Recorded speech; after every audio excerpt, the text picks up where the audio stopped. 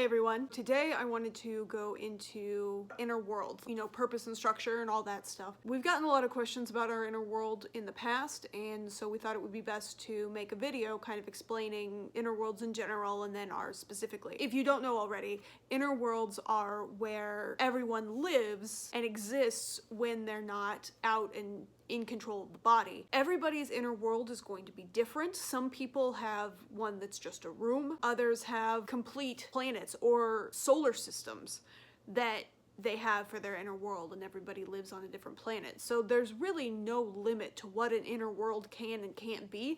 It all depends on what's needed for the system. But what an inner world does is it improves a system's ability to communicate and to be aware of each other and to interact, rather than just having a nebulous, void inside where everyone sort of floats. Our inner world is an island.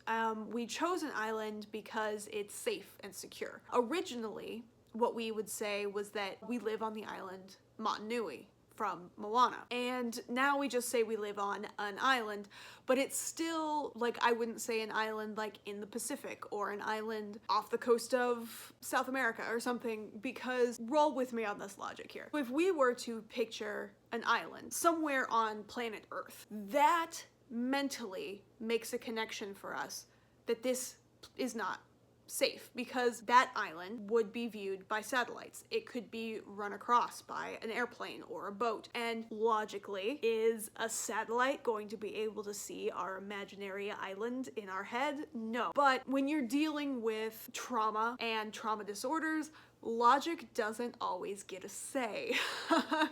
So we wanted to disconnect from anything that could cause a fear of us being invaded or found. So we said we were the island from Moana because nobody can go there because that's a fake island. But now it's just an island, and it doesn't exist on a planet, it doesn't exist anywhere. It's our island that exists in our little pool of the ocean where we get to fish and have boats and stuff like that, because that's the sort of privacy that we feel like we need to feel safe, and an inner world is supposed to be the safest of safe places for a system to be. I drew a really shoddy version of our island.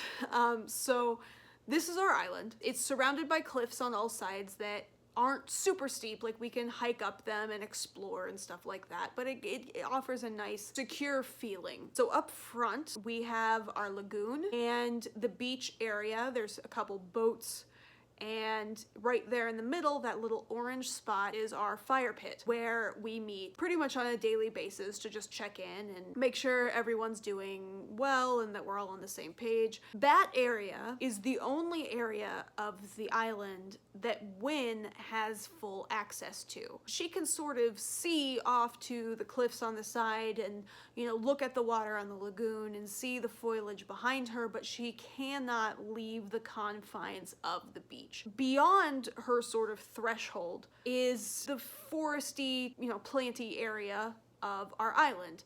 In the middle there is a very large hiking trail that Mee has added. Her flag is planted at the top very proudly for the first time that she made it to the top of that hill that she created for herself. The little squares with the letters in them, those are our homes. Over in the top right-hand corner, we have my home and Kit's home. Down in between that is where me and Karen live. Up in the back there is Josh. The little brown box between my home and his home is a treehouse that I've built for him that he and I can meet at and hang out, because he's very shy and he doesn't like to come out a lot around more than one of us at once. He also has a system of tunnels under the island that he can get from place to place without being seen. Farther to the left is Mistletoe's home.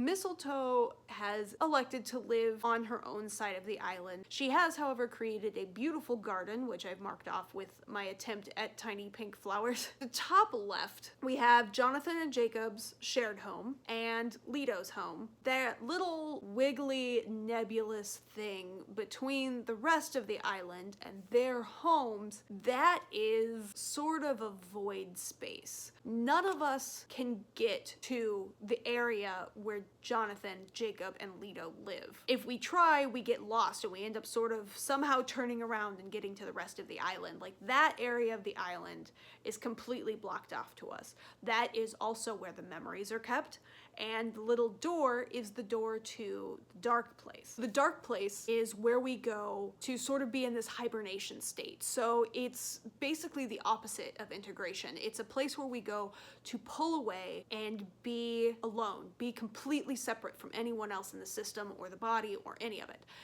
Kit has spent time in the dark place. The baby that nobody really understands except for Jacob, and he won't say anything, was also in the dark place with Kit. Jacob brought the baby out of the dark place and gave it to Leto to take care of. Leto has been in the dark place. When he was first created, we had sort of a rule set. Because our long-term goal is integration, we sort of set a rule of no new alters. When Leto was born, Wynn panicked and she kept saying, no new alters, make it go away. And Jacob heard that and took it quite literally and put Leto in the dark place. It freaked Leto out a lot, and we found out through Jacob's journaling that this was what was going on and that Leto was trying to get out. We decided that, obviously let Leto out of the dark place and help him grow accustomed to what's going on. But because he and Jacob, Jacob kind of took him under his wing, so he lives back there with Jonathan and Jacob now and has special access to everything. I think the only thing he doesn't have access to on the island is the memory chest, where Jonathan, who is in charge of the memories, keeps our memories, but he has access to the dark place. He can navigate the nebulous area with no issue. He gets a lot more privileges than the rest of us.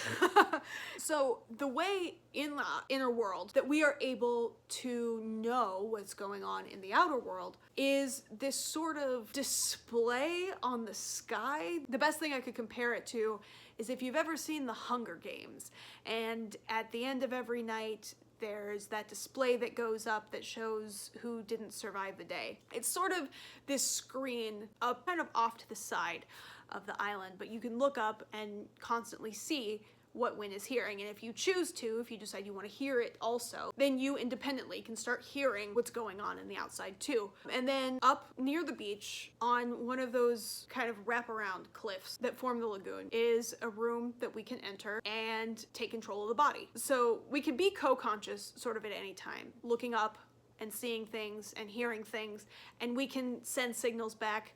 So, we have, I don't know, like a weird Black Mirror style connection to everybody.